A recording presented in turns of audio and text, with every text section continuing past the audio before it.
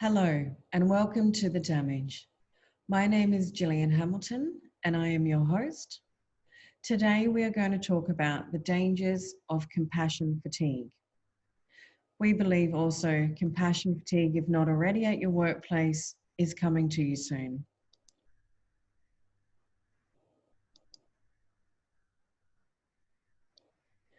Whatever is compassionate fatigue? If you've worked in the health industry, you should be well across what is this concept if you're in aged care, if you're a nurse, or if you're a doctor. But for those that are not in that industry and who are not aware of the concept, compassion fatigue from the medical perspective is the physical and mental exhaustion and emotional withdrawal experienced by those who care for sick or traumatized people over an extended period of time. Now, just because you're not a nurse or a fire person or a police person, it doesn't mean that you don't deal with medical aspects and/or serious sick or traumatized people in the workplace, especially if you're a safety professional or a return to work professional. You're dealing with people's ailments, people's injuries, as well as in these times, COVID and COVID cases within the workplace. And if not within your workplace, maybe in your home. And if not in your home, definitely potentially in your city.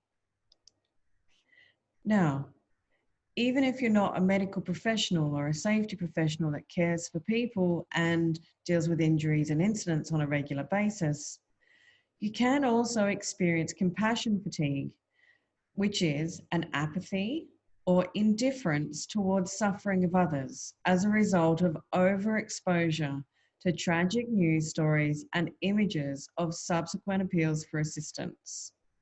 Now, does this sound a little bit like COVID-19? We are now at 125 days since Australia first had its lockdown. Does it sound like you? Does it sound like you're a little bit over it by now?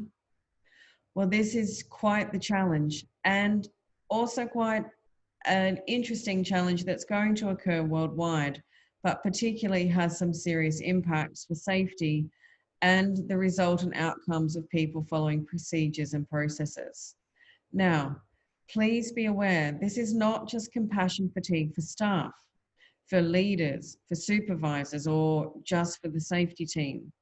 This compassion fatigue will also be occurring in your clients, in your customers, who also might be slightly a little bit over it. In the world today, 636,000 people have lost their lives due to corona or COVID-19. It's difficult for us in Australia to really grasp this concept because we have been ever so lucky where today we have recordings of 139 people have lost their lives. There is 56 in Victoria, which is our largest loss, New South Wales 49, and then Tasmania in 13. But every single other state is below 10, Queensland being 6, Western Australia being 9, South Australia being 4, and Australian Capital Territory being 3, and Northern Territory 0. So it's really difficult for people to grasp the concept of COVID and how it is actually or could affect them or their families if they haven't had a personal experience with COVID-19. Yes, we've seen it on the news. Yes, it's affected people's jobs. Yes, it's affecting the economy. But we also tend to consider that more people are watching the news, that more people are reading the news. And I do challenge people to understand that maybe people have stopped reading. Maybe people have decided that they're over it. And when people are over it, we start to face a few challenges. This over it is actually classified potentially as compassion fatigue. So a little bit of a joke, sick and tired of this Rona, and there's t-shirts you can even get, sick and tired washing detergent of this Rona. Does this sound like you? Does this sound like some of your workers or your customers? Have you noticed that people are not really sticking into the lines anymore at the shops when you go? Have you noticed at the post office that if it says 4 people, that people read 4 couples? So that's 8. Have you noticed that people are shifting to their interpretations of the rules that suit them?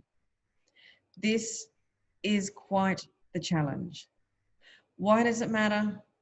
It matters because people are no longer following the rules. They're no longer following procedures. And this leads to higher transition rates because people are not washing their hands. Businesses have stopped wiping the handrails of your trolleys. Businesses have stopped putting out hand sanitizer. Businesses have pulled up the lines on their floor, and some businesses haven't bothered to do it at all. Also, people are starting to leave their homes who have cases and incidents where they may actually be showing signs of COVID. Businesses have allowed people to return back to work that have been overseas. People are skipping quarantine, and our government is finding it difficult to find some of the people who have skipped quarantine. It has never been more important to follow the rules and to ensure that our systems and processes that are in place to stop transmission are covered. If we continue to not follow the rules, it could increase possible contamination.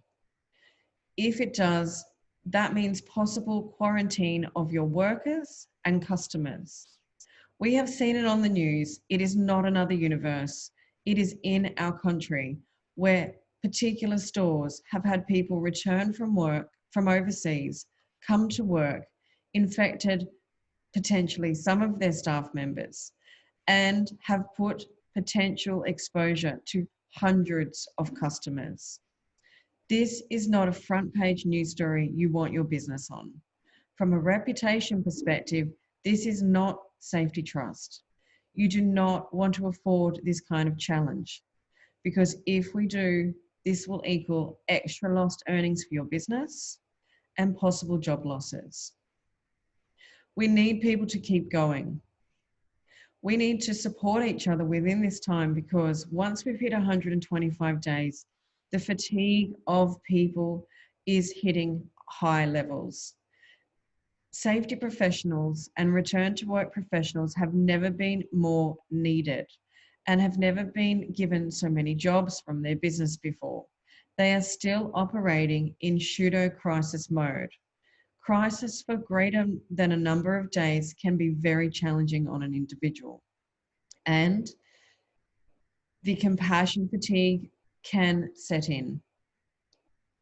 So, how do you test it? How do you know if you've got compassion fatigue? Well, you can take the Pro QOL5 test, which the link is available for you. We have broken it down to the 3 different tests: a test for compassion fatigue, a test for burnout, which is a secondary potential. So we're not sure. Sometimes you may have compassion fatigue. Sometimes you may just be entirely fatigued altogether, and you may be suffering burnout, which has been, as we know, identified as an occupational disease, specific burnout. And then wholeheartedly, the greatest challenge for an individual is moving on to secondary traumatic stress, which is very, very significant and can have long-term damages. So again, we offer the chance for you to take a test for yourself and to see if there's a challenge for you or your work colleagues. The importance about compassion fatigue is identification. It's important in your business to see if you have a challenge with compassion fatigue and burnout. Is it a feature at your workplace? Is it a feature of your staff? Is it a feature of your leaders who are a different subgroup of your business? Is it a feature of your HR and safety staff as another subgroup? Is it a feature of your customers a serious subgroup that needs to be looked after within this situation. You need to consider if you do have a specific compassion fatigue or challenge of this feature in your business, a specific strategy for each area of the challenge. You may need to have a different kind of challenge strategy for each particular area, staff, leaders, customers, etc. It is important then to commence an education strategy for your team and possibly your clients and your customers about compassion fatigue and about maintaining the rules and procedures that have been set in place to stop and limit transmission of COVID.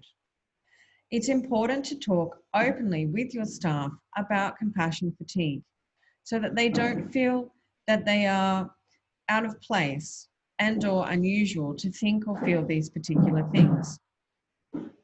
You should talk openly with your staff about this, and we need to promote positive coping strategies for your business. And if you do have access to EAP, it's important that your business is really promoting this at the moment. As we talked about in our day 88 mate episode of the damage, it is important to remember that Lifeline, in its whole entire history of Lifeline, has never had so many people call. They're having a call every 30 seconds. So make sure your business EAP is available. If you don't know what an EAP is because your business doesn't have access to this, that's okay as well. There's lots of numbers you can call, and we will add this to this particular episode of The Damage on our The Damage magazine on Isuzu, because it's never been more important time to acknowledge that people are not okay.